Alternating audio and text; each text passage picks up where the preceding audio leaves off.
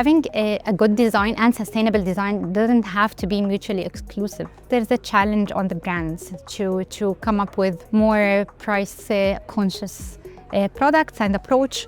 So to have this more viable and cost-effective solutions. Now clients are more aware of the sustainable approach benefits on the long run.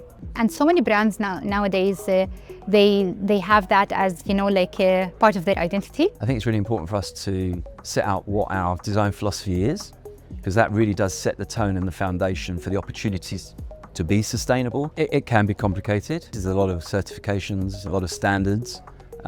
Project by project, we see different scenarios. Declare is a great example where you can take something that is inherently quite complex and make that much simpler. It's an ingredients label essentially for a product, and you can make educated, informed decisions very, very easily. A lot of companies might say that they need to respect the privacy of their supply chain, but for us, we don't think that's good enough. The more pressure we put on supply chain and manufacturers, the more choice we'll have to create these beautiful environments. So the key thing for us really is helping the stakeholders understand what net zero means for their business. It's about establishing where they are currently, what the ambition they have for sustainability for net zero, and how to integrate that across the day-to-day operations of the business. We're starting to see a change. Certainly there's an awareness that having earlier stage impact can ensure that sustainable principles can be integrated actually at low cost or no cost. So sustainability becomes something that's a direct engagement